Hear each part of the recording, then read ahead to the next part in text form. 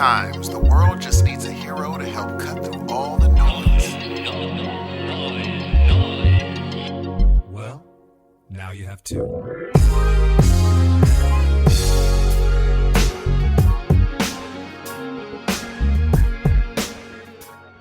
Dude, it is freaking... I went on a run outside, G. My lord. Crazy, huh? Bro, listen. You shouldn't run in this heat, dude. It's bad for your lungs. That's what I hear. But you're not going to listen, are you? I will, but I mean, I want to... It's like... You want to be stubborn. It puts me ahead of people that Muay Thai, so I do. Every day. I run after sparring. Just to get that much more in shape? Uh-huh.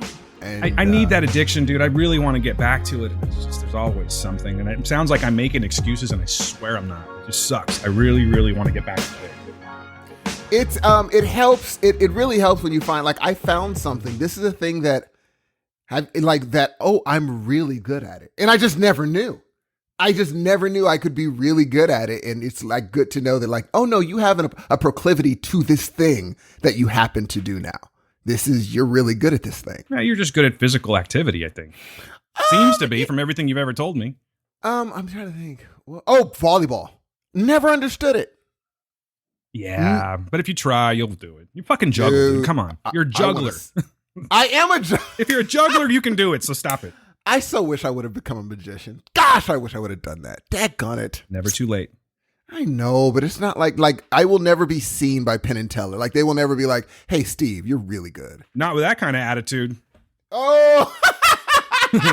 Let's record, man. Let's do this. All right, let's do it. I thought we were recording now. All right, I mean, we can. Hey, everybody, welcome. We normally start off with the whole good morning, good evening thing, but I guess we're not this time. You know, it's not Patreon. Let's switch it up a little bit, man. Let's switch it up a little bit. Shoot. How's everybody doing?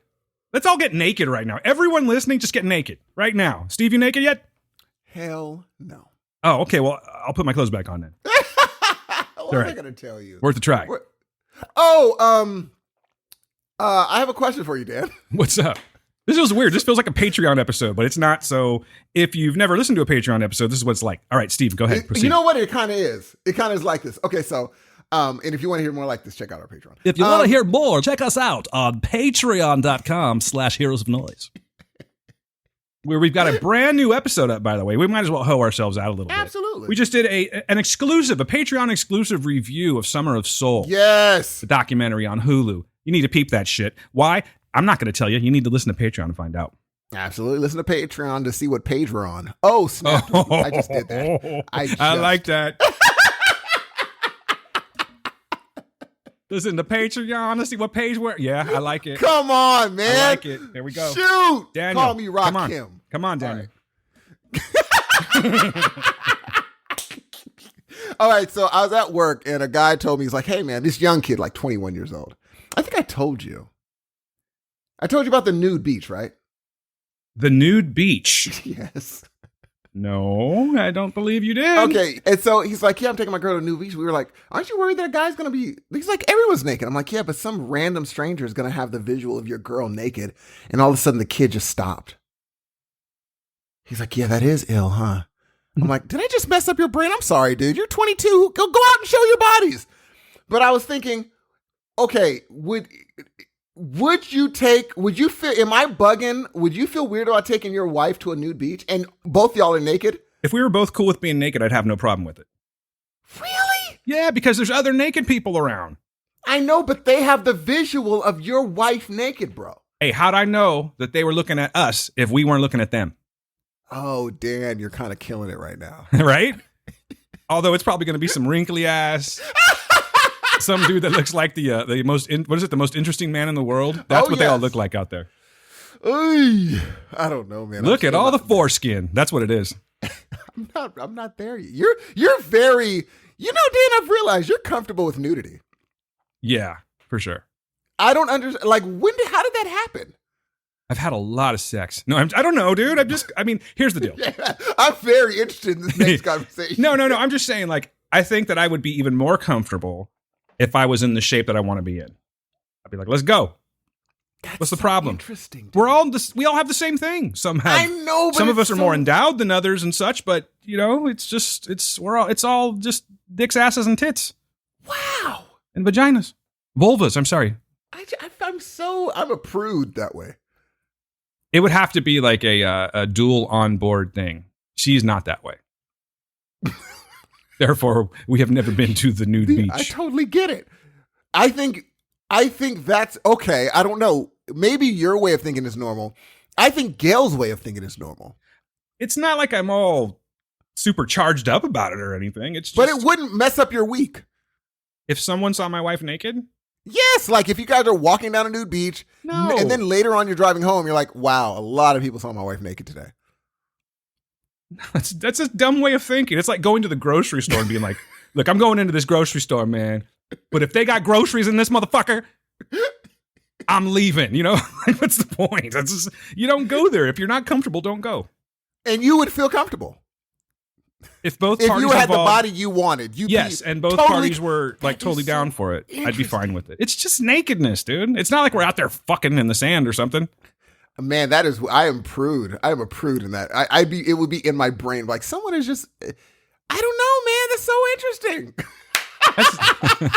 Because I remember there was Pirates Cove in San Luis that was a nude beach. And we'd always try to look over, but it was too dangerous. Like there's a cliff. So if you want to look over, you're probably going to die. But you had to kind of come up from a higher spot to look down on the beach. Otherwise, or you have to just go down there. If you can't just take a peek because you will go over. You know how the San Luis cliffs are like overhangs. There is no like bouncing down the cliff. They're just your cliff to beach and you're dead. Unless you're at Montana de Oro, then there's some, cliff. But dude, yeah, we used to try to get a sneak peek at Pirates Cove. I don't even think Pirates Cove exists anymore. You know, I heard something recently about someone going to a nude beach in San Luis Obispo or near San Luis Obispo. I'm not sure. It might exist. I'm not sure if it's the Pirates Cove one or whatever. That is the demographic that I would think would be nudist. Like, because, I mean, generally, well, it used to be at least, San Luis was like 40 and up.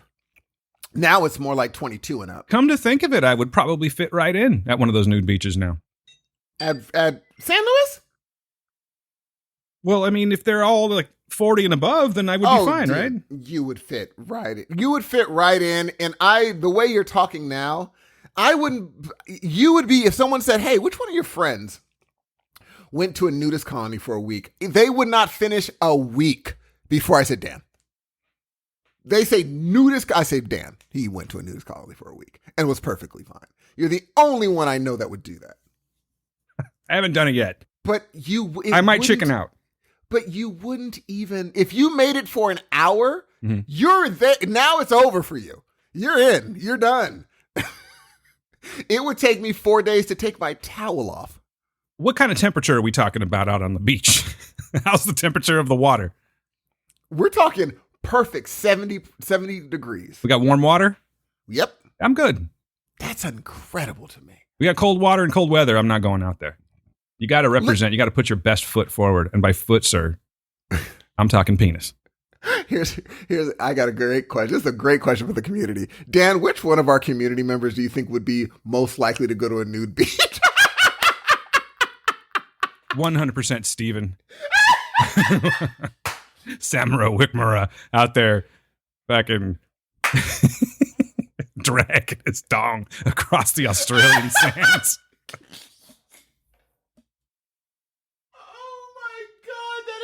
He would be, dude. He would. I really feel like he would. Wickrama is the one. Yeah, I think so.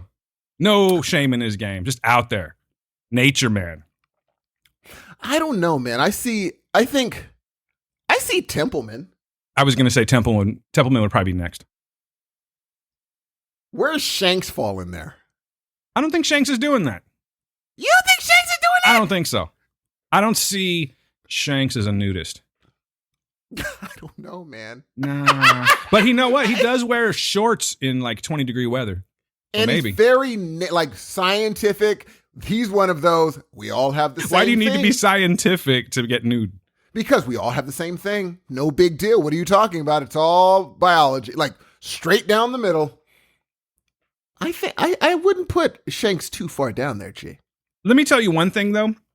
I'm going to change my answer a little bit, okay? Because I really am not going to stray too far from it. But there is a condition The condition would be that if I walk down to that beach and there's nothing but dudes that look like Chris Hemsworth there, I'm just turning right back around again. I'm going to go to Slow Brew and cry in my beer. Did you hear that story by Krasinski about Hemsworth? Mm-mm. So Krasinski was he was slated to play Captain America. So he went for an outfit fitting for his costume, right? Mm-hmm. And he's like, oh, they're like, yeah, you're going to be Captain America, so let's get you in the outfit. He said they took off I was walking around with a shirt off. And he said, in walks Chris Hemsworth with a shirt off and walks past me. And he said, he told his manager, he's like, there's no way I can do this part. I can't walk around on set next to him. I would look ridiculous. And so the part went to Chris Evans. He knew right then, he's like, I cannot do this part. Do you think he like just quit and didn't even give them a chance to decide? I think his attitude was enough where they're like, oh, this is going to be, he said it was that jarring for him. When he walked in, he's like, Jesus. But isn't Krasinski kind of built now? Like when he does that Jack Ryan, he looks kind of ripped. He looked a little bit, but if you put him next to Chris Evans, no. And I don't think he has the genes to do that. Maybe. I don't know if he has then again, Chris Evans walks around like Krasinski. Like his natural physique is Krasinski's physique, sort of. He just got really, really big. There's a show on Disney Plus with Chris Hemsworth, and it's about sharks in the Australian Ocean and all this kind of stuff, you know? And, yeah. We were watching Black Widow this weekend, and the little scroll went by, and there it was, and Gail's like, ooh. So we turned that on. Was it good? It was actually kind of boring, but I got mad. Like, people shouldn't be that good looking. He's quite the looker, man. Yeah. He's quite the looker. Gail says, look at him sitting there with his delicious dong in the sand. I'm like, hey, wow. That's what I said. You know who Belle's like that with, dude? Who? To the point it's almost creepy. The Rock? Matthew McConaughey, dude. What? Like she goes, she does that thing. I think a lot of women do, but I find him gross for some reason. Dude, I feel like first time he looks like he stinks. Well, that's what I'm saying. Like, he used to be this ageless guy, but when I saw Wolf of Wall Street, I'm like, oh, it's catching up. Now he looks normal. Not normal, but you remember at one point, I'm like, oh, this guy does not age. Dallas Buyers Club and that one, we really saw the aging. It's coming forth. But all wrong. Too. That was terrible, but you know what? It feels good. I'll take it. It feels good when the beautiful fall. Dude, my girl I know for her birthday, I could just get her, what is that thing called? Cameo? If I bought her a cameo saying happy birthday to Melissa from Matthew McConaughey, oh, dude. Came up with his weird S sounds. I don't know why he talks like that. I never noticed his weird S sounds. He's like, yes.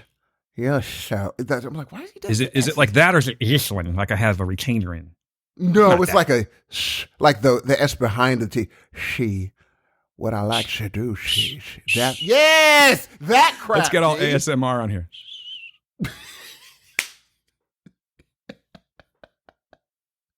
What does ASMR stand for, G?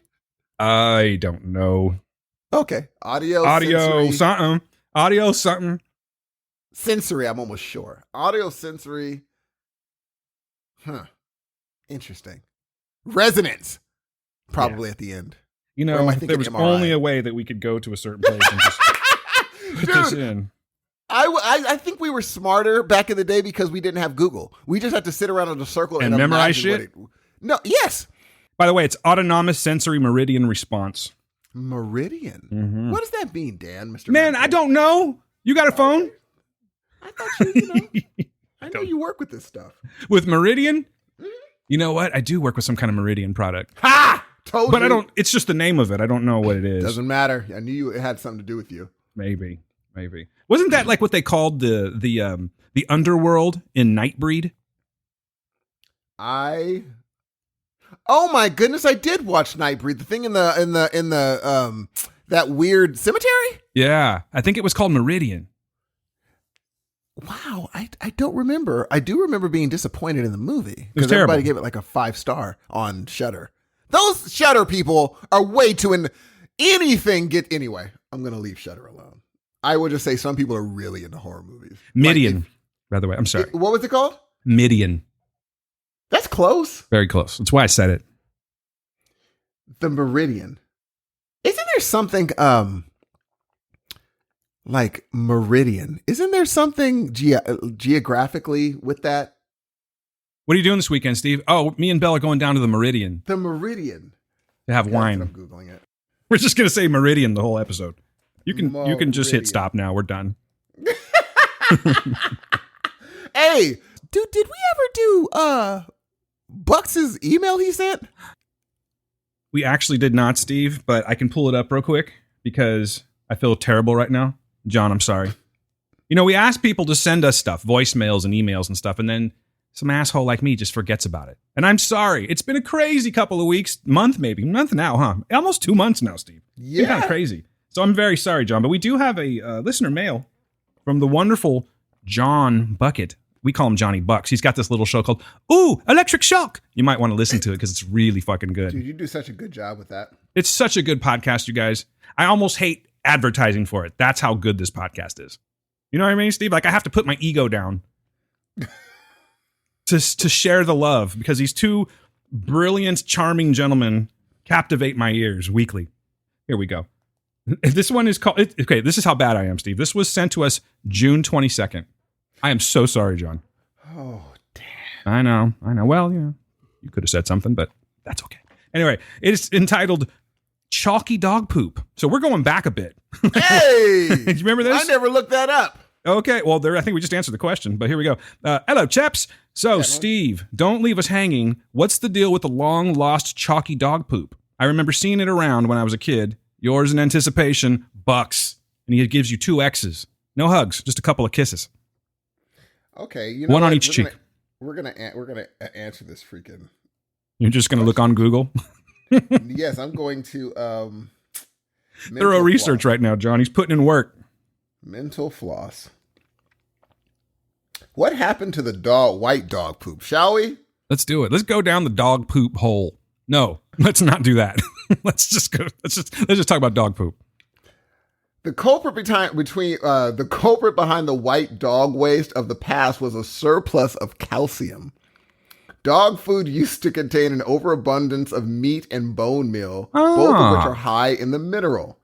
Whatever the dog couldn't process ended up in its feces, and as wet matter dried out in the sun, the hard calcium stuck around. This led to crumbly, mummified turds littering our sidewalk and green spaces. Today, commercial food brands are less likely to rely on bone meal for cheap filler. They've added more fiber to their products, lowered the calcium content. The result is healthier, more natural-looking waste from the general dog population. You want to know something? Uh-huh. I prefer the calcium. What? As someone that has to do the dog shit Oh, pickup that's true. in my backyard, give me all the calcium. Now it's just mushy forever, dude. I'm just going to bathe these dogs in milk because it's just mush.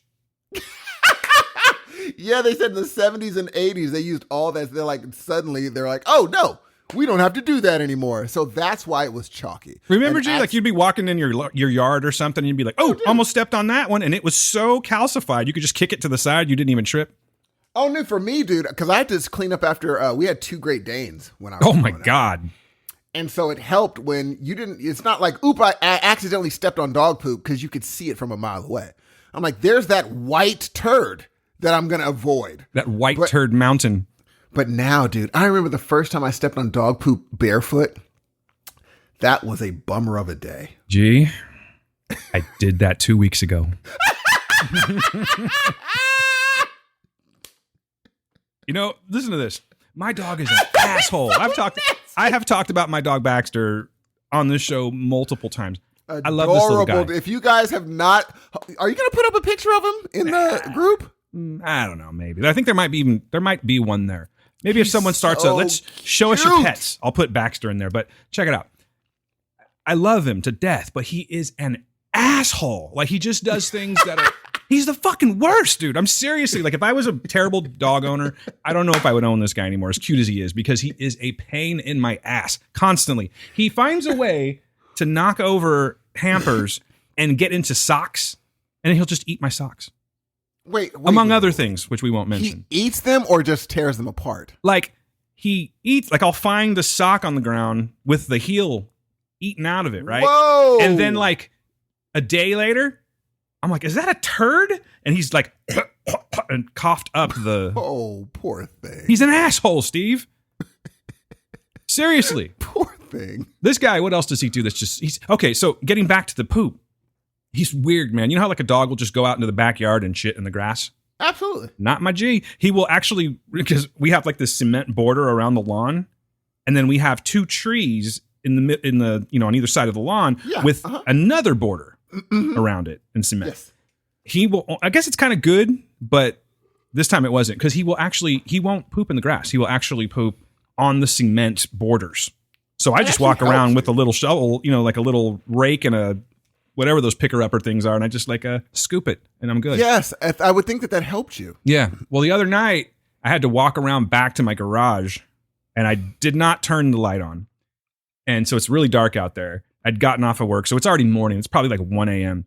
And I was barefoot at the time, and I walked, and I'm like, oh God, dude! Like in the arch, like kind of between the toes, not the arch, the ball of the foot, with like in between the toes, dude. Dude, how sick were you? I was so mad, but I've got this hose out back, so I just sprayed down before I came in. But yeah, he's an asshole, dude. I'm serious. I hate that dog. That is so funny, dude. Why were you barefoot walking around the house to get in? I was just checking to see like if the fence was secure, because that makes sense. We had an exterminator come, and I was just making sure everything was good. I don't know why I chose to do it that time of night. It was just something I was thinking about when I was driving home. You wouldn't be able to sleep if you didn't do it, dude. Yeah. Like once you get it in your, like in my brain, I'm like, oh, even that there's funny memes about like, I'll wake up in the middle of the night and say, whatever happened to that book? Do I know where that thing is? And next thing you know, I'm looking for the book. Once something's in my brain, I have to do it. So it's good that you check. Now back to the exterminator. What were you exterminating? Just your various summertime pests, black widows. Oh, you do that? Like there's a yearly thing that you're like, hey, come over and do the yearly spray. Well, we just have an exterminator that comes over once a month, and he sprays for whatever, It changes as the climate changes. So like right now, it's gone away now, but our big problem this summer were those fucking roaches. Those I don't have roaches in my house like, a roach infested house. In our neighborhood, we have this reservoir, and I don't know what it is, but it seems like I've never seen this anywhere else, but in Fresno, once the summertime hits, you get crazy ass brown flying roaches everywhere. Oh, for sure, dude. Everywhere. It's fucking crazy. Like if you move your garbage can. Yeah, they scatter. Yes, they scatter. And I will take those. I will take those over cicadas any day of the week. But it's nasty, man. And I've stepped on those too before. Oh, that must be terrible. And they're huge. So sometimes one will sneak into the house. So there was this one. I'm sitting on, you know how my living room looks, Steve. So I'm sitting and I'm watching television. And above, like on the crease of the ceiling, like kind of like where your water stain was. Oh, yes. I see this dude cruising across the little crease. And I'm like, oh, that's a big ass roach right there. I'm like, this dude's got to go, man. He's got to go. You push pause immediately. Yeah. Because the thing is, because, I get home late a lot. And sometimes I'll fall asleep, like watching. I can't fall asleep right away. So I'll fall asleep watching television or something. And the last thing I wanted was this dude crawling into my mouth or something like that. You don't want a creep show situation going on. So I get up and it's super high. So I grab a broom and I'm trying to like brush it off into the ground so I can, well, sorry, you don't like to hear this, Steve. But I was going to end its life. Okay. Uh-huh. So I got the brush side of the broom and I tried to sweep it. And all I heard was, gee, how freaked out did you get immediately? Gee, that fucker looked like Led Zeppelin, man. It was just flying across. It flew across to my sofa area, and then it like landed on a side table. I'm like, oh, you're dead now. So I tried to grab it, and it jumped into this, like, just so happened that Gail was moving a lot of stuff for her work, so there was like a bunch of papers in this box, and it got into the box, and I'm like, oh no. And part of me was like, I should just leave it there and laugh. Just see what happens when she finds it. Oh, But I wasn't dude, gonna she'd do lose that. her mind. So I went to the box, right? Went to reach for it, and it flew, Oi! and it flew underneath the couch. Oh, come on. So then I we have like reclining seats, and these couches are heavy as shit. So I had to recline the seats, and it was just gone. Shut up. It was Dan. just gone. But then the next night, it had been hanging out. Maybe, I don't know if it was his twin brother or something like that, but I got his ass. Now, why didn't you just get like a cup and put it over it? Because he's an interloper and he needed to die. I know, but it's more difficult to kill them than to those. You put a cup over it, it can't fly anymore. I didn't have a cup You have a million cups, Dan. handy Oh, that's true. And it was for in the a very particular awkward moment. place. Yeah, it was like if I go get the cup, he's going to bounce. No question. So Those that's- things are huge, dude. They're massive. I'm telling you, this thing was probably 2.5 inches long, Oh, maybe yeah, an inch for sure. wide. I mean, I'm no exaggeration, just big.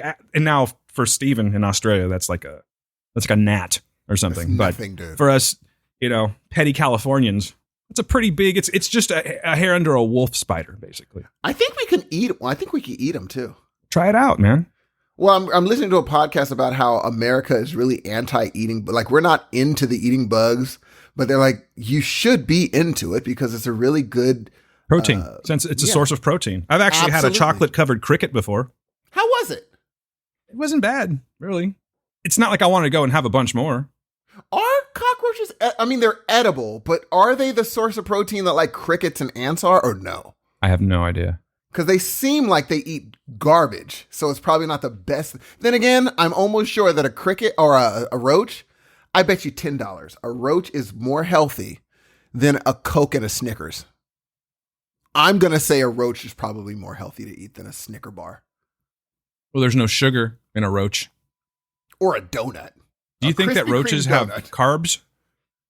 Or is it just Yeah, all protein? the wings are probably no. carbs, huh? No, those might be protein, dude. It's probably just all protein. I bet you could just have like a little snack, like a little sandwich bag full of roaches with you at work while you're eating and just a or roach while you're bag? working rather, and just chomp on them all the live long day. Yeah, but I can't imagine. Now, hold on, let me see. How healthy? Would you eat a chocolate covered roach No. because of the whole rights thing? No, because it's it's not even so much rights. I consider it a living thing, but it would be more of a I don't eat living things, so I'm not going to eat that. But I don't think that there's an animal rights issue with roaches. Right now. Okay, let's go back a second here. I go, hey Steve, would you like a chocolate covered roach? It's not alive. No. I think you're just kind of getting out of it, like technicality thing. I think you're scared. Well, how healthy are cockroaches? High in protein and healthy. You're right. Wow. You look at Dan knowing all this bull crap. Yeah, I'm so smart. Hey, they're probably like the bottom feeders of the insect world, though. I have a feeling they're like catfish. They just eat all the nasty. Or ones. shrimp. Yeah. But shrimp are good, though. Yeah, but they're terrible. I mean, when you bring up a dead body, they're all in there. You know what? Stop it. They are definitely filled with shrimp. Dead bodies are filled with shrimp. Oh, yeah. When you pull out a dead body, shrimp fall out. They're bottom feeders, dude. That really doesn't. I had a barbacoa and shrimp surf and turf burrito the other day. It didn't Hey, it where'd you bothers get me that? not. At a place called 559 Taqueria. I think I might have to try it because most of these places now, every place that's reputable and people say to go, they always have a vegetarian vegan section now. All of them do. And so I'm going to start going to these so far, every truck I've gone to has been at least decent. None of them have blown my socks off like Planet Vegan has, but most of them have been at least decent. So I'm going to go check out more trucks. Planet Vegan is too expensive, man. It's so much money. It's so expensive. It's not worth it to me. Like I really want to back local eateries. You know what I'm saying? But that shit is expensive. so much money. A plate of fries was like $12. Uh-huh. And there's a line like crazy at that place. I'm Fucking like, man, they're vegetarians. making money. Yeah, they are. And it's They are all that making impossible meat. And I still can't get behind that, man. Why haven't you? Have you tried it? Yeah, I've tried it. You didn't like it? It's okay. I can get used to it. There was a point in time where I was eating a lot of it, but I think once I stopped that, I just couldn't go back to it again. You think you could tell the difference? Oh, yeah, you can tell the difference. Okay. Oh, yeah, for sure. I don't remember. You're fooling yourself now, Hudson. I would. Here's the thing. Again, when they start printing, because it's on its way. When they print meat, I'm going to eat it.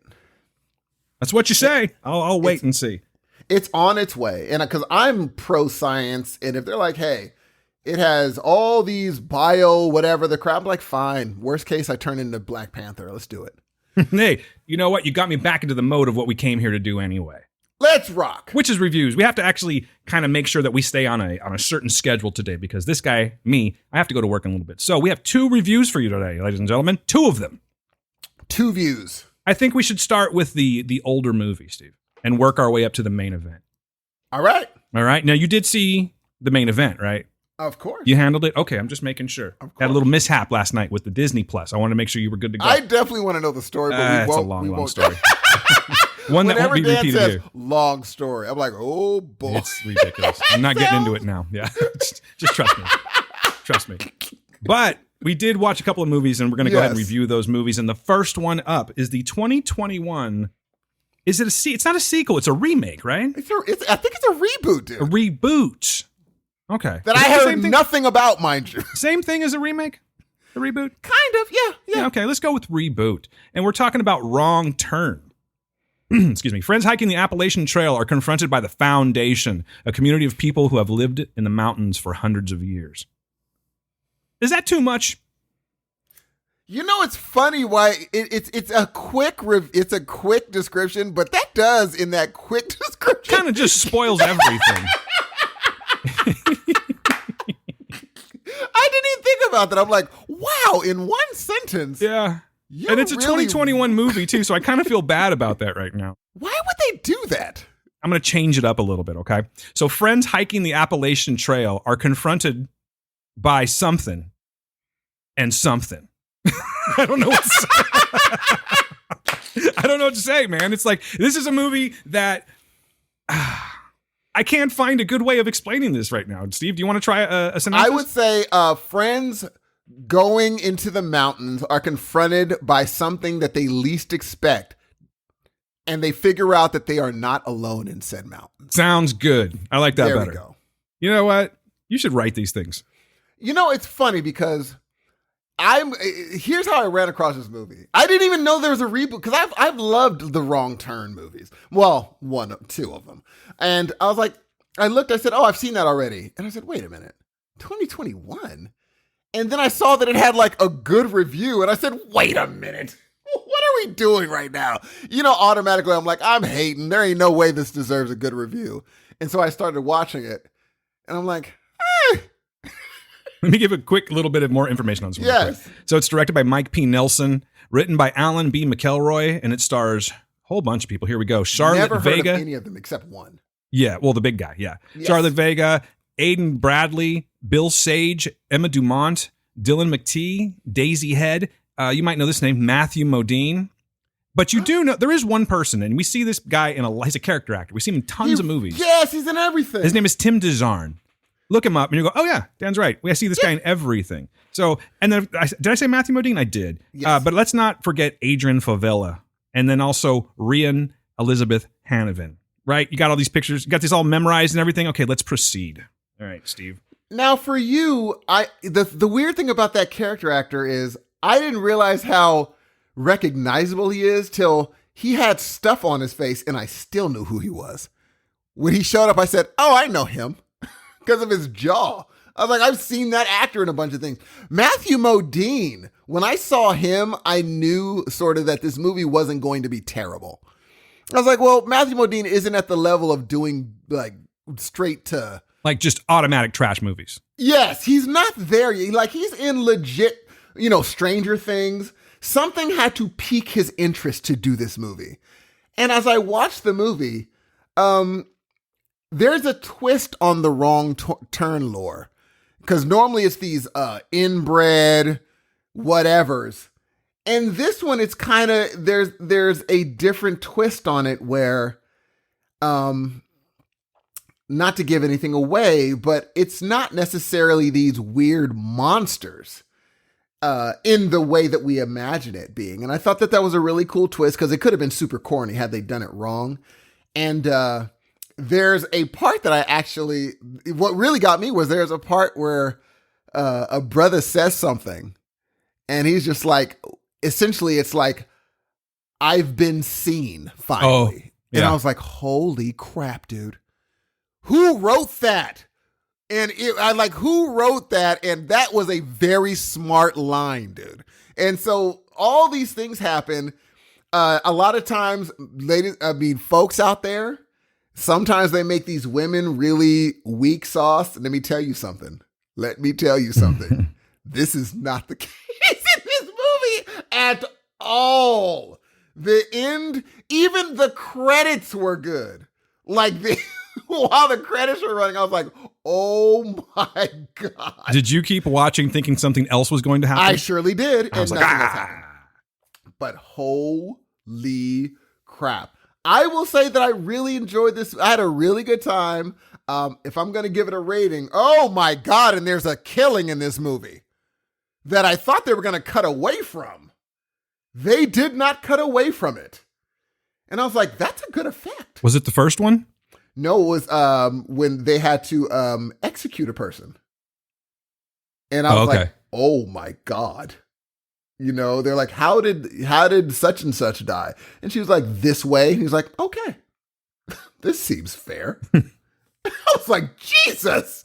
But I will give this movie I would give it a 2.75 out of 5 bashed in skulls. Nice. Okay.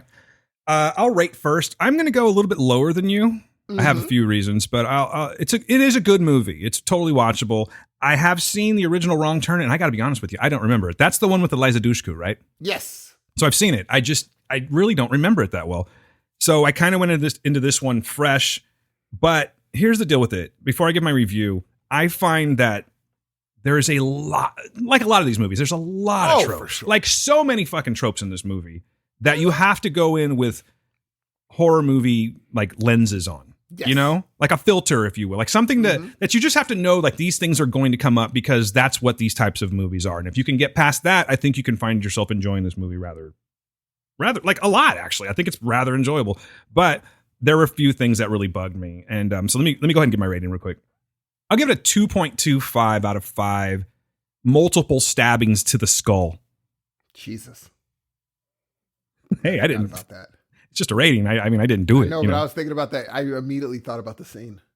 Yeah, man. A couple times actually. But so I like this movie, Steve. But the thing is that it has what really bugs me about a lot of these movies. It is I'm just going to say it. Like they're going too hard for like an inclusion in this one. And they put together, it's not that inclusion's a good thing. Like, you know, to have like a group of people that are all like a different walks of life, that's fine. But sometimes they put together people where it's like, you're looking at them like, you people would not hang out together. Y'all would not be chilling. Right? Do you know what I'm saying? Yeah. It just doesn't seem legit to me. And that kind of bugged me a little bit. It has nothing to do with people of multiple colors and walks of life hanging out together on a trip. It's just like the way these people interact with each other. They would not chill ever together. And that kind of bugged me a little bit. But the other thing about these people is that they're a bunch of assholes. Like the fucking worst kind of assholes in these types of movies, these slasher movies. They're just assholes because it's like they go into a town. I understand that you should be able to do whatever you want, but when you go into a town somewhere near the Appalachian Trail and everyone's like, how you doing, boy? And you ain't taking kindly to you people there. I would say that you probably don't want to make a big scene. You know what I mean? You don't want to draw attention to yourselves. The person who makes a scene is the person I'd expect to make the scene too. Yeah. Like, yep, there she goes. Yeah. You know? And then you don't go jogging by yourself in this place where they're like, you better stay on the trail because these lands don't take kindly to you people. You know? You just... Yes. Oh, so then go off the trail? Okay, let's do that. They keep doing these things, and it's like they're just being assholes about it. Like they go into this bar, and they're accosted by this group of like good old boys who are playing pool. And they're just talking. Another guy I see often. I don't know who he is either. I think that's the guy I'm talking about, Steve. Oh, I was talking about the husband. I see the husband guy a lot of different. Oh, I've never seen that guy before. I've seen him a bunch of times. Oh no, you're talking about like Mountain Husband, right? Yes, Yeah, I know. haven't seen him before. I'm actually talking about the Tim DeZarn guy. Is the one that is the he offers some moonshine. Oh, interesting. I have seen him in a million things. He's in a million things, but he plays like the good old boy, and he plays that a lot, I think, actually, or at least he just has that look about him. He has the face, dude.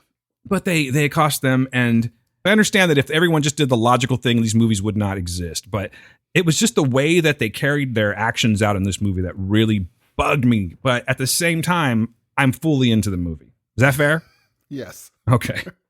I had a hard time like doing the suspension of disbelief on this one. Yes. You know, I don't know what it is. But that said, there are some gruesome kills in this one. There's one that involves a rolling tree. That's all I'll say. That was pretty awesome.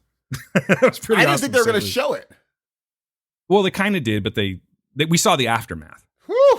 Yeah, it's That was good. a Good great makeup. effect. Like the makeup artist on here is fantastic. They did a great job. The antagonists in this are actually very interesting, and they have a whole judicial system that they use.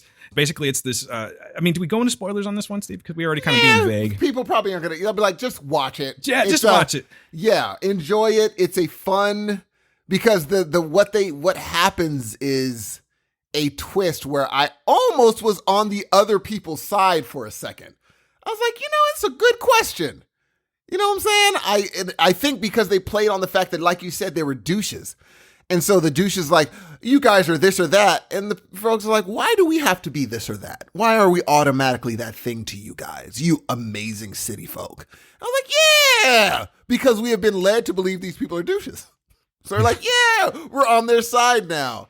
And then how they switched that, it's just, I thought it was like, hey, I will be down with more movies like this instead of showing a bunch of, if you live in the hills, you're inbred weirdos. No, not necessarily. Not necessarily. Hey, what are your thoughts on being in a group of people and then like coming upon something like that? Is it every man or woman for themselves at that point? If you're with if you're engaged or married, Mm-hmm. yeah, you have to stick together. If you're dating, it's all hands on. It's us up to you, man. Good luck. Yeah, we ain't that close. If I've dated you for like a month and you're like, Steve, don't leave. Bro, I'm already cutting the trees right there, bro. I'm cutting that edge, dipping. You better catch up.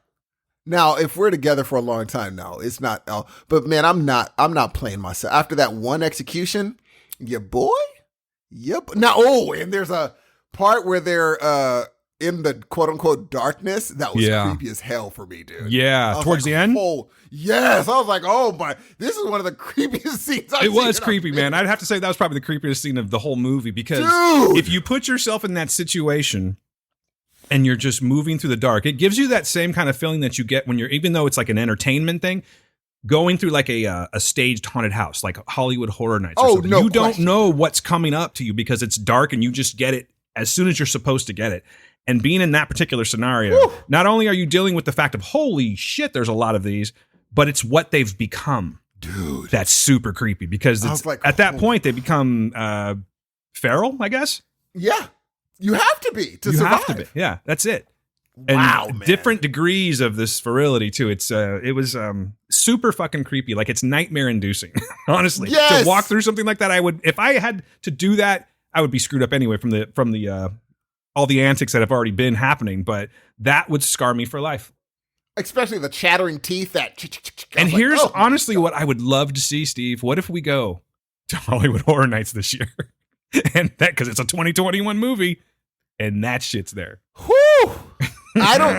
Here's the thing. They could do that, but douches mess it up. Someone would push one of the people or, do something stupid, so they can't be that close to us. They don't have to be close. Were no douches, if there were no douches, they can put monsters right up on either side of you. And it'll be great in an enclosed area, but there's just too many douches. Dude, when we went, there was somebody that was all in black. And it was sorry. It wasn't the time we went. It was the first time I went, but it was the Black Sabbath house, the band Black Sabbath. And there was this room full of like stars, you know, like just picture like a black wall with like stars everywhere. And I walked past this wall, and this person who was wearing the same design as the wall like came up on me really quickly. So that could happen at any point in time. They can't touch you, obviously, but that can happen. People can get. My saying is like douchebags can hit these people at any point in time. Oh, no question. And that's why I'm like, they need, and I'm not one of these that likes this, but I would say they need more security in these situations. And don't warn them. Kick them out. And then ban them for life. And that's probably why they do that the way they do, where it's like, okay, 1, 2, 3, 4, go. That way they have a group of people that they can isolate and take out. Yeah. Because they were very on it. Remember when we were walking out? And they were very on it. Remember that one lady that was getting kicked out of the park for who knows what? Do you remember that? I don't remember that. Doesn't matter. We saw someone get kicked out of the park. It's funny. That's all. There's a lot of security there. There's not enough. They're probably undercover too. They should be, because I actually saw a dude that I saw in a commercial as a security guard in Hollywood Horror Nights. I was like, oh yeah, you still have to have a job if you're on a commercial. But did you see what that guy from the commercial? Did you see what the first house is? No. This year. So far, I'm like, okay, well, I'm going back regardless. I'm not entirely thrilled with their first offering. What is it? House on Haunted Hill. House on Haunted Hill. Netflix. Better than the sequel. Wait, are we talking The Haunting of Hill House? Yes, sorry. Okay, because The House on Haunted Hill is good. Yeah, sorry. The other day I called San Luis Pismo. Just bear with me. No, The Haunting of Hill House is a freaking snooze fest, dude. It's a snooze fest. So I'm not entirely thrilled with what's going on. Neither am I. But I want Wrong Turn now. I want to walk through that scene so badly. Dude. Oh, dude. I wouldn't mind doing the whole, remember they did those sheets with the zombies behind them? Yes. That was fantastic, dude. I loved that. So I don't mind doing that. I wouldn't mind seeing some more Purge. Wouldn't mind some more Purge. Wouldn't mind doing the front of the line pass. Dude, we got to get that this year. Yeah, dude, we can't. But even the front of the line pass, you can go through once. So let's get VIP. Every house once. Let's do VIP. I don't know what that is. That's where they take you on your own guided tour. Holy crap. Are you kidding me? Excuse me, peasants. I'm going to go ahead and just pass all of you up with your little cheap ass tickets. How much is that? They feed you. I don't know. It's over 100 for sure. Well, the front of the line is 170. Yeah, it's probably close to like 3. I'm imagining it's 3, but I paid almost 2 yesterday at Costco, dude. And that was like, nothing. So, hey, sometimes you got to pay for a good time. I'm doing it. At least that's what shoot, who told me that? Anyway, a friend of mine was like, dude, you're not going to miss the money, but you will regret not going. Just pay the money and go, and you won't regret it. I'm like, oh, yeah, you're totally right, Jay. I'm in, just so you know. The Bunny Ranch says that too. Hey, you got to pay for a good time. You got to pay to play. Did you ever head out that way when you were a single man? I seriously considered it, and then when I was like 27. And someone was like, hey, we got to do this before your 30th.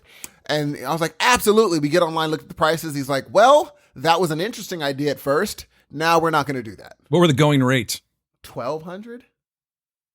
Just for, like an hour or something? Yeah. What happens if you, oops, sorry. I mean... So you still get the hour, or is it it? Yeah. Then it's $1,200 still. Well, you know what though? There's a lot of people up there gambling. You know what the dope It could just be that? a simple push of the button on a slot machine. Here's the dope thing about it. At the time, they were like, "Hey," I was like, "Oh crap," I was like, "Man, people are gonna find out I did this." My credit card company. They're like, "No. It shows up as like Target or Safeway in Las Vegas.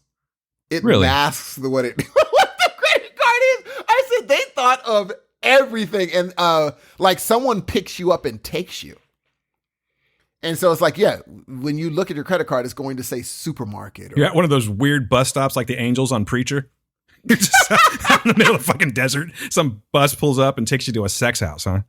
I would be, I got close, but yeah, $1,200. At the time, dude, that was a lot of money. It's probably way more now. Dude, it's so much money now, G. It's so much money. I would imagine it's like $5,000. That's a lot of money for us. That's ass inflation right there. That's sinflation. Good on you, buddy. Good job. If we don't blow each other, who will, right? You know what I'm saying? So Anyway, that is wrong turn. Yes, wrong turn, and a bunch of other crazy shit. Welcome to the Tangent Show today. Next up, though, the main event, and I'm very curious. Very curious. I already know what you're thinking. I already know what Dan's thinking. Well, I've been on board from day one about this. Yes. I've been asking for this movie for a very long time. Now, did it satisfy? Did it hit the mark for me?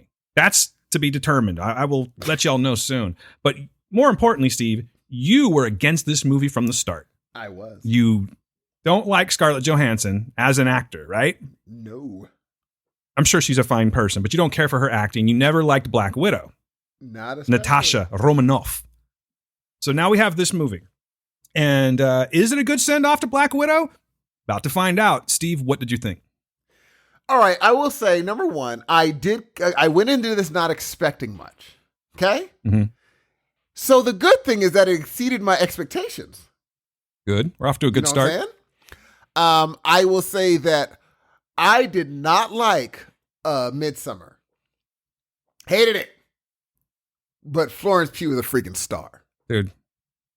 A freaking She is star. a fucking super. I love her. She's a superstar, dude. She's on her way to becoming a superstar. Amazing. I will say this. David Harbour. Fantastic to watch. Mm-hmm. He was hilarious. It was so much fun. I thought that the scenes that he was in, he just has comedic timing that is amazing. So good. He changes the game on everything he's in. Loved it. Rachel Weisz, she was Rachel Weisz. Yeah. And I thought she just did what, She served the purpose. Yes. Olga Kurylenko, I'm not going to say what she played.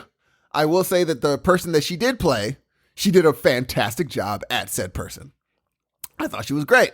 I thought the character was great. I thought it was fantastic. I thought it was well done. Now, on the movie as a whole, can I stop you for 1 second, real quick? Yes. Because you're going over characters. I was curious what you thought of the main antagonist, Dreykov, played by Ray Winstone. It was fine. Okay. It was almost like a caricature of a bad guy. Gotcha. Like, yeah, that's a bad guy. Very few Marvel things know how to make, not very few. Let me change that. That's mean to say. Very few, not a lot of Marvel movies know how to make a good villain. I think some of the best villains are just normal people. Like Sam Rockwell, I loved him. I thought he was just a fun villain guy. I was like, oh, he's just a rich guy that's kind of a douche. I thought he was a good for Iron Man, Mm-hmm.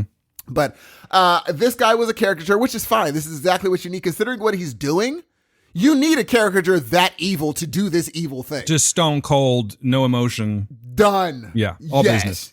You can't be like, I'm a normal person, but I also did this to all these people. Like, no, come on now. This evilness you have to just have. But overall, I would say I agree with a lot of people because that's what it struck me. I got online. I was like, does anyone catch this vibe? It was a Mission Impossible movie. And I just think that I was like, which is fine. I don't exactly understand. People say this is one of the darkest Marvel movies ever. That I don't understand. I get it kind of, but I was like, it's not dark, I wouldn't say. I think it was fun. It was a perfectly fun movie. If someone said the movie sucked, I wouldn't understand it. I was like, no, it's a perfectly, if I paid, like, if I rented it for $4 and watched it, I'd be like, hey, good $4 spent, perfectly fine. I would say it was a perfectly fine movie. Perfectly fine. Were there problems? Sure. But not enough to be like, couldn't get over that. A mug is garbage. No, it was perfectly fine. I think it was not one of Marvel's best, but we have to consider who we're talking about here. They've done the most amazing things over the last 15 years. I think it was a perfectly fine send-off. I would have liked a better send-off to this character, but I think it's a perfectly fine goodbye. And it was perfectly fine. I would say that my rating is, I would give it a strong, like 3 out of 5. 3 out of 5 sister fights. Okay. All right. Let me take a stab at this. Go it. So like I said, I've been anticipating this movie for a long time, and I think that they should have done this movie years ago. And for whatever reason, they've just kind of jacked Scarlett Johansson all the time. I'm not entirely sure why. Was Marvel a boys' club? Perhaps, because it took, 10 years to get a movie with the first female lead, which was Brie Larson as Captain Marvel. So if we're comparing these two movies, I would say that female-led movies, I would say that this movie is far superior to Captain Marvel. And here's the reason why. Okay. It's so dull, that movie. I mean, I've never had problems saying that about that movie. Captain Marvel is dull. You have great actors that are given a mediocre script and total bad direction. I love Brie Larson. She bored me to death in this movie. She has bored me to death every time she comes on as Captain Marvel. Mm-hmm. I don't think she's getting the direction that she deserves. And that's the truth. It's like, I look at it like the first few waves of Hemsworth. Mm-hmm. Thor was just okay to me. I didn't care for the movies, but Thor was okay. But then they brought him into the Avengers and somebody said, hey, let's turn him into something that's more than that. And then they do it to Ragnarok and they just completely rewrite the character and make him funny and charming and badass, So I feel like they could have done more. Yeah. They could have done a lot more. I just feel like that this was the time for Scarlett Johansson to truly get that movie. And, she got a movie, and I agree with you. I do think that is a good send-off. It's a solid send-off to a character. So I'm just sort of torn on this one because it's like, I'll expand on my feelings about the movie, but as far as like serving its purpose, yes, it does that in the Marvel universe.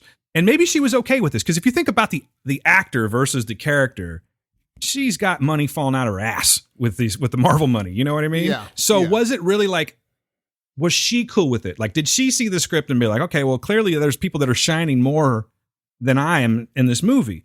But at the same time, it's debatable. I shine through all these other ones, got us all the way to Endgame, and now this is my send-off, and we are going in the past. So in a way, I feel like they kind of did that. They sort of played her down just a touch because we've already said goodbye to her in the first place, right? Yes. But we're saying hello to Yelena Belova and Alexei, or Red Guardian. So I feel like it was a really cool handoff. It's like, I'm going to kind of play it low key, and I'm going to let you just completely steal the screen. Just tear it up because you are the next face of Marvel, right? Like Marvel phase, what is it? We're on phase 4, right? So I think that if they don't use Florence Pugh more going forward, which I think she's going to obviously become the next Black Widow, going to be a huge failure. So if she comes out starting that good in this one, who knows where she's going to be down the line?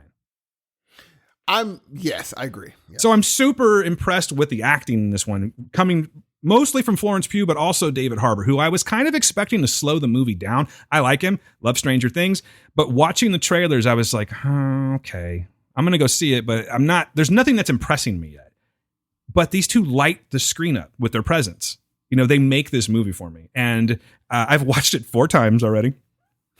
So my feelings about this movie is I absolutely loved it. I really did. I think that, yes, they could have done a little more sending her off, but at the same time, they gave us 2 new characters that I believe are going to carry on the MCU, and I'm really happy with that. I think that when you were saying that this movie, I don't know how you put it, but it's something about it's one of the darker movies. In my opinion, it's definitely one of the more violent movies. Like I put this one up there with Winter Soldier. Like it has that kind of action. So where you were seeing like a Mission Impossible type movie, I was seeing a little bit more of a Winter Soldier type movie. And I like that. I like it when the MCU is based in quote unquote reality, not like the aliens and Thanos and all that shit. Like it's just everything's happening on the ground. And yes, there might be something supernatural going on, but it's mostly happening on the ground. In this case, I don't really call that supernatural as much as like, what was it? It was like basically chemical control, right? Yeah. So, but I was really kind of like taken aback. Like there's this one particular scene between Natasha and Dreykov where they go at it, and there's some ass beating going on in that, like some serious ass beating that I was like, damn, I'm surprised Disney's allowing this, like kicks to the ribs and shit like that, And if you're showing these movies to kids, I absolutely wasn't offended by it. I was just sort of surprised that Disney was like, yeah, this is what we do. Like, did you see Winter Soldier? So And on that point, I think I was like completely happy with the movie. I thought that they really hit the mark as far as giving me that Winter Soldier feel, but it was kind of like Winter Soldier light a little bit. Like I actually went back and watched a little bit of Winter Soldier. I'm like, yeah, I definitely like this movie better, but I think it's a super solid submission. And I have a feeling that I'm going to watch this movie even more still. Like I really, really enjoy it. One thing that I won't really knock it for, but it's definitely obvious, is that I was reading some reviews on the same subject. I was reading some reviews that were saying, like, you know, all they did was they just took parts from this movie and that movie and just threw it all together and phoned the movie in. And I totally disagree with that. I feel like they just borrowed from the aesthetic of previous Marvel movies. For instance, the Red Room and its place where it was located. We've seen that type of a setting in Marvel movies like numerous times, right? This big floating thing, sure. Or, you know, the whole, you know, hanging off the edge or stuff. There's an aesthetic that happens in this movie quite often where it's like, yes, I have seen this in other Marvel movies before, but it didn't bother me because it was like, that's Marvel doing what Marvel does. Yes. So yeah, man, I'm completely happy with this one. I thought that they should have given more time, and I'm going to butcher this guy's name. I don't know how to say it. Maybe you do. O.T. Fagbanal, I think is what it is. He was the character of Mason, who was kind of like their man of resources. Their one that gave him a hideout and stuff like that. I thought he was great, and they should have done more with him.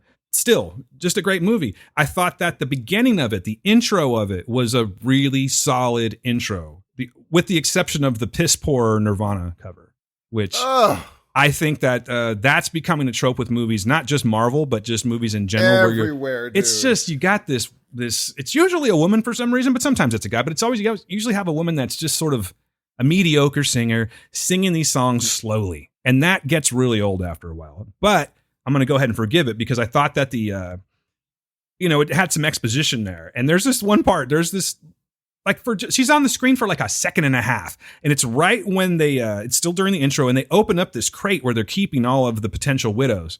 And there's this little girl that just makes this terrified face and screams. And I'm like, damn, put this girl in more movies, because it was legit. Like, it seemed like this girl, like, I was wondering, like, what did they show her? You know what I mean? To make that happen. Because it was very, very good. Now let's talk about Taskmaster a little bit. I'm assuming that there's going to be some spoilers in this one, but I'm not going to spoil it too much because I know there are going to be other podcasts that are seriously breaking this one down. That's not what we're here to do today. We're just giving a review. But I do want to talk about Taskmaster a little bit, Steve. What were your thoughts on the character itself? I know you said you liked it, but yeah, I liked it. I thought it was good. I thought it was I always like those sort of characters where you're like, is this some sort of robot thing? I don't know what's like. I like those sort of things. That's like, it tickles my fancy. So of course I'm totally in. Okay. And the reveal at the end is pretty dope. You kind of know halfway through. Yeah. Yeah, you kind of know, but still, I thought the reveal was kind of fun. I always like the those sort of things, because when you have things that are people that are trained killers, there's only a few things you can send after them. You can't send the average individual, so you have to have something that has a shot. And so I get it. They're like, yeah, you got to send something like this, or superheroes after him or something like that. So yeah, I liked it. So did you know about the original Taskmaster? My son told me. I will just say that I've read on Twitter a lot. Like, if you do a hashtag of Taskmaster, there are a lot of pissed off fanboys out there, like a lot of them. And I don't have that reference. Like, if I was a really avid Marvel comic reader, maybe I would be in the same situation. All I'll say is that they've changed the character, some would say drastically. But this is my first, my first look at this character. And what really impressed me about it, which is something that's already with the character, is its abilities, Taskmaster's abilities to mimic.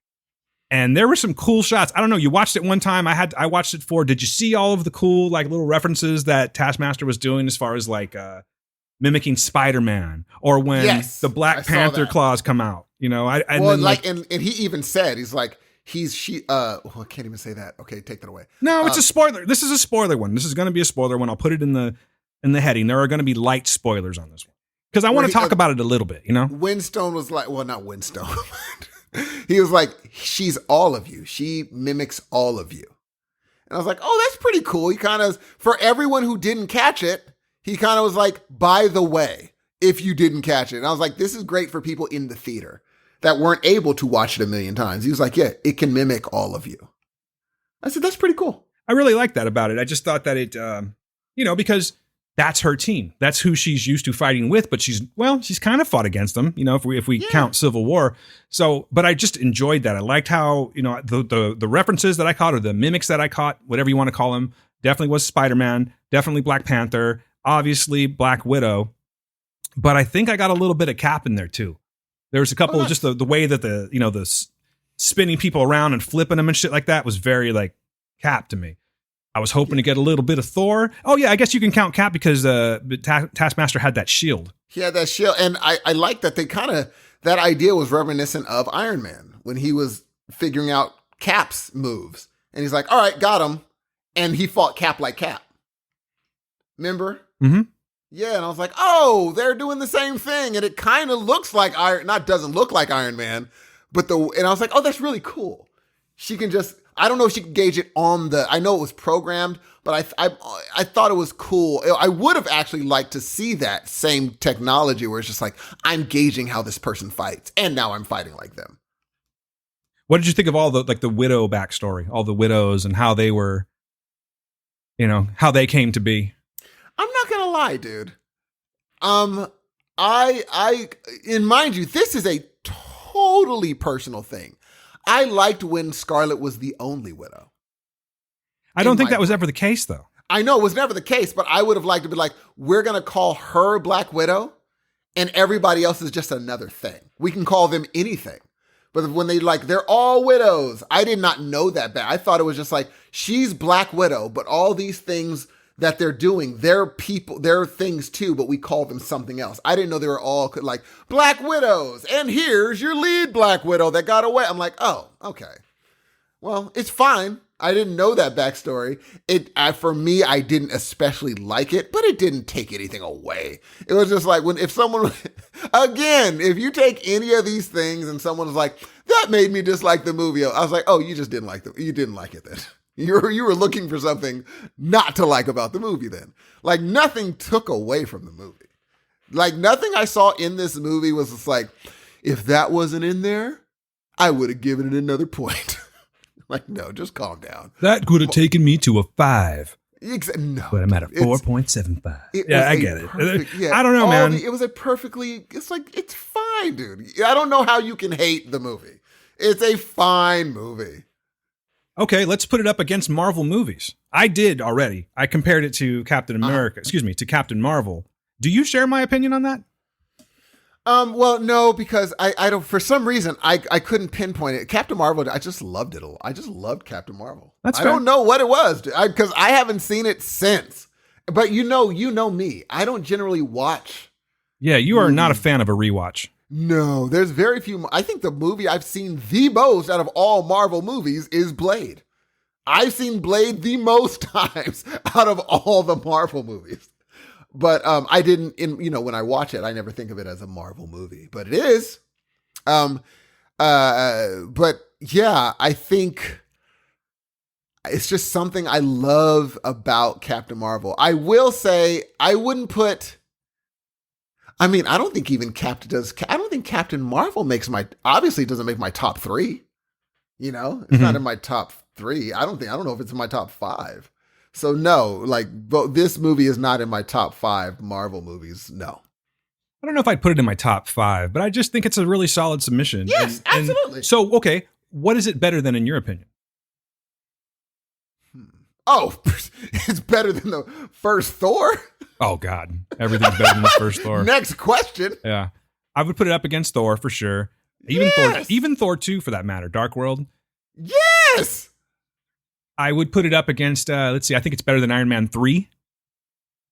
I really liked Iron Man 3. I did not like Iron Man 3. I didn't hate it like a lot of people, and I didn't get all pissed off with the disappointing reveal. It was just, I don't like movies with a little kid sidekick. Oh, okay. That's fair. What about Age of Ultron? Age of Ultron is an important movie story-wise. I did not like Age of Ultron. But there's so many things in Age of Ultron that help carry on the rest of the story that you have to give it credit for what it is. But I just did not get down with Age of Ultron. I thought that the CGI was really bad in that one. And I don't know. I just didn't like it. I did not like the character of Ultron. I'm sorry. A sarcastic, robot. Just I don't know what it was. Okay, maybe it's because I hear James Spader's voice, but I Yeah. didn't care for that one. But I will say, You will not put this up. You will not put this over any of the Captain Americas, though. no, Okay. not at all. I think I enjoyed the characters more, even though we had all of our regulars, in Age of Ultron.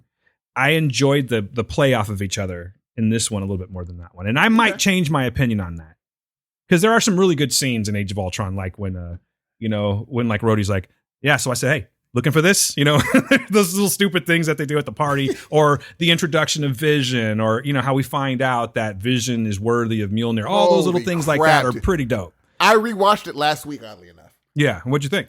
Oh, dude. I don't know why I didn't like it. I'm still trying to figure out why I didn't like the movie. I mean, it was a legit good movie to me now. I think you could tell that I was kind of grasping for reasons. Like I rewatched it. I think it's mostly James Spader and just like bad CGI. It's not a bad movie whatsoever. It's just not, whether someone loves this movie, it's their favorite. I'm not trying to say, it sucks, because it certainly doesn't do that. Just for some reason, that one didn't hit me like the rest of them did. Okay. It was, Age of Ultron, they had these, there's that part where Ultron is ripping through his other selves and getting bigger and I'm like, dude, that's a really good scene, dog. Yeah, there's some cool visuals in it. I was like, man, this dude's a problem. Yeah, some really cool ideas. It just wasn't one of my personal favorites. Yeah, totally. And when they circled around each other being like, we're going to kill all these Ultrons together. And they just make a circle. I'm like, that's the Avengers. Like, that is the Avengers right there. And it just, I don't know. I was like, why am I so excited? I know what happens in this movie. But when they got in a circle, and I was like, oh, these are the Avengers. And here's the thing. I will say, again, I would love to hear someone who said this movie sucked and been like, okay, first of all, tell me what Marvel movie didn't suck, right? And then tell me what made this one not that. Because I'm like, I could put, as crazy as it is, even though I'm right down the middle with it, I could put most Marvel movies up against this one.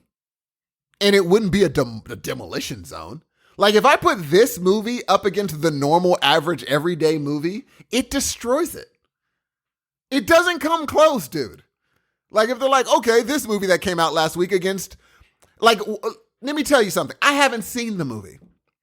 And if someone told me Fast 9 is better than this movie, I'd probably punch them in their tooth. I'd be like, you're lying. You're just into bad movies. That whole they're so bad it's good bull crap needs to go. It needs to go. Because only certain people can get away with that mess. A lot of people that make movies, they don't get it's so bad that it's good. No. It's either good or it's bad. I would put this up against most movies that get released. So let me make it clear. When I'm rating this movie, it pushes up the scale because it's a Marvel movie. If I just walked into a movie made by A24, Black Widow, I would have blown my mind. I would have been like, dude, that was pretty freaking good. But Marvel has set a tone. And when you see that Marvel emblem, your expectations rise. And so this being a 3 in the Marvel universe means it destroys the average movie. Destroys the average. The only thing it doesn't touch are the Mission Impossibles. Because that's a different level of movie too. But you're comparing apples to oranges, No, I think they're in the same genre. Like this has a very Mission Impossible thing. A lot of the skydiving and the catching people in the air I'm like, oh, they're both doing this thing. Cool. Now, also, I thought that was a really fun scene. But and I thought maybe my eyes are not working anymore. But I've seen better CGI in Marvel movies. Yeah, no, there was definitely some wonky CGI. Okay, I thought it was my eyes. I was like, my eyes might just be getting bad because I would never blame it on Marvel. But there's some CGI I was like, was that bad?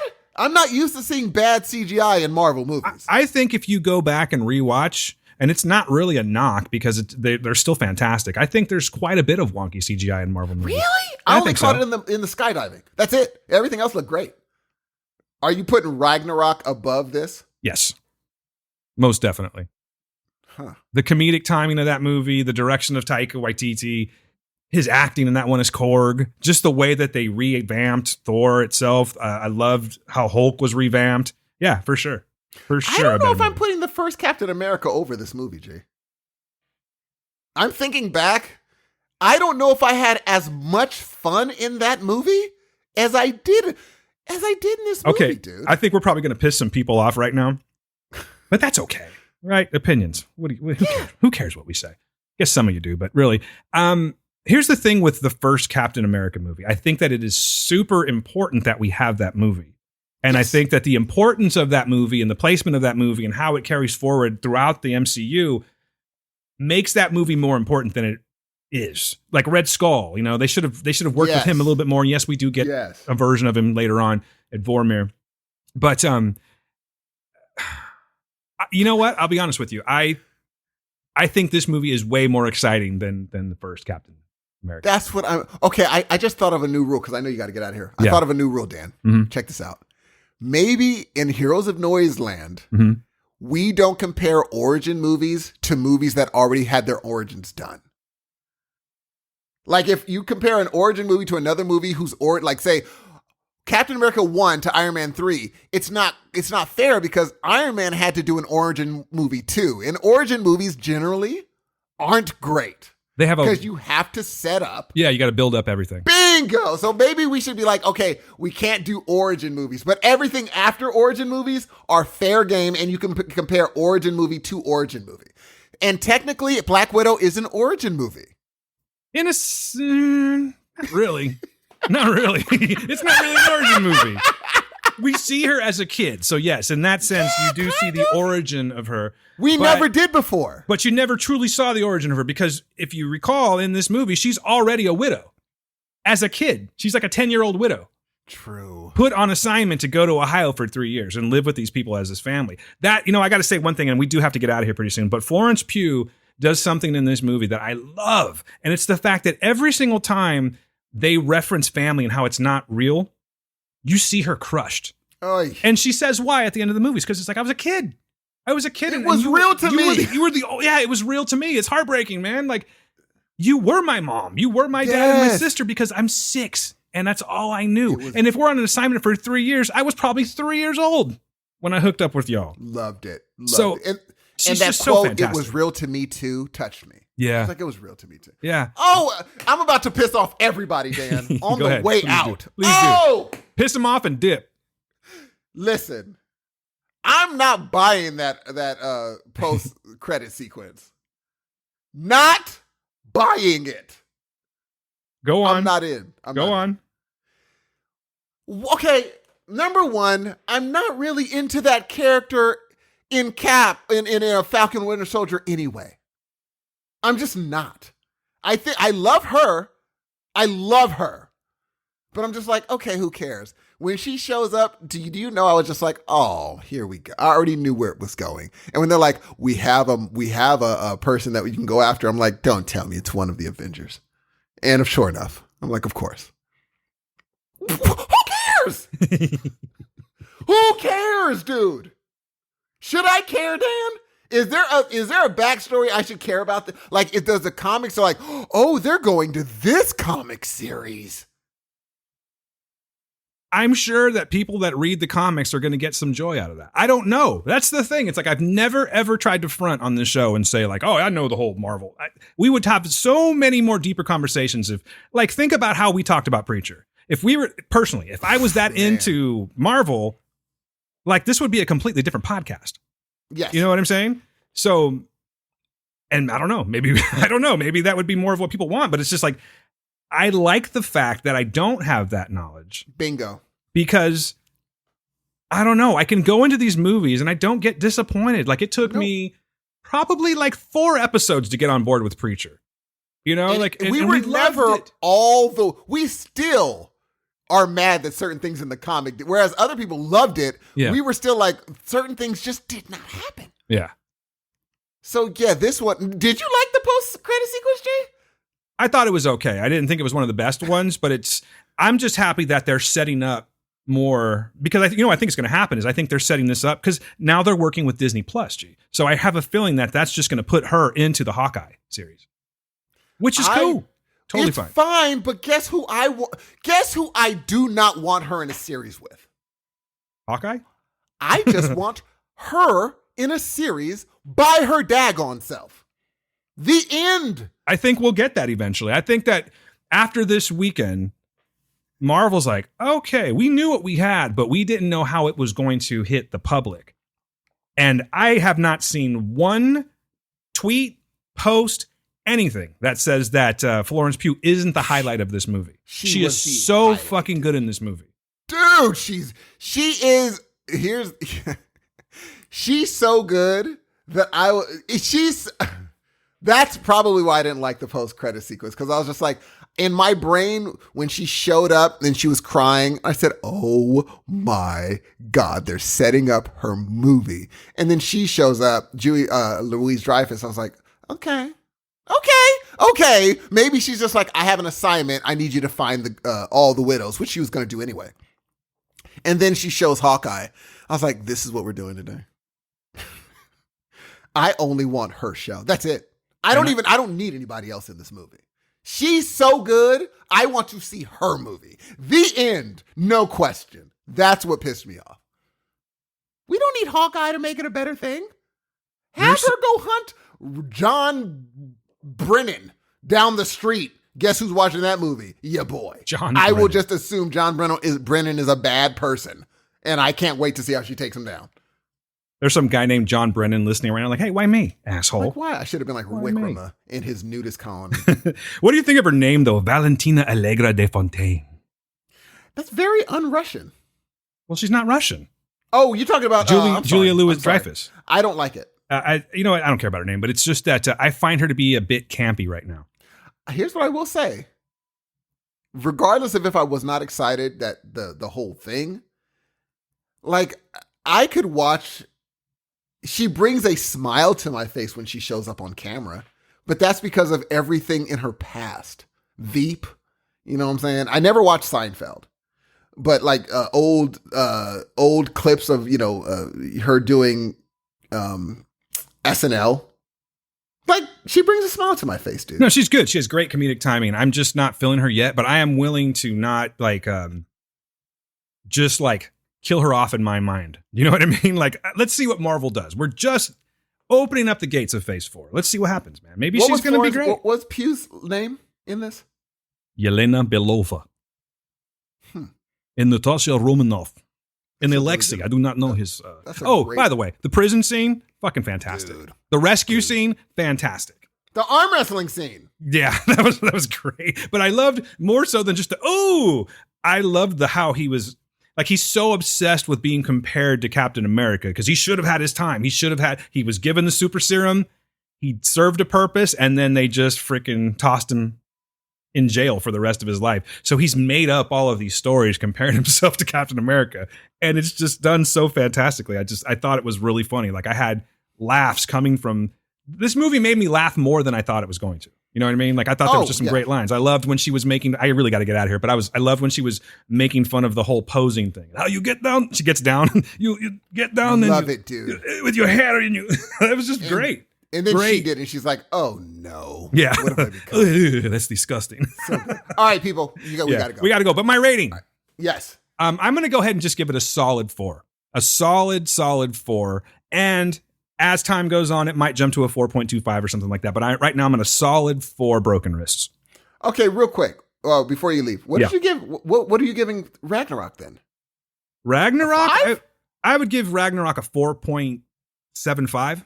Holy crap. 4.5 maybe. 4.5, 4.75. Wow. Okay, cool. All right. People, man, I have a lot to talk to you about next time. People, I love you guys so much. The next voice you're going to be hearing is Dan the man who is not afraid to let it swing all out at Pirates Cove. Peace out. Swinging's a little bit, it just depends on the weather. But anyway, my name is Dan Ramirez. That is Steve Hudson. We are the Heroes of Noise. You may have heard of us. If not, welcome to the show. And now we're going to say bye. So be good to yourselves. Be good to the people around you. Peace.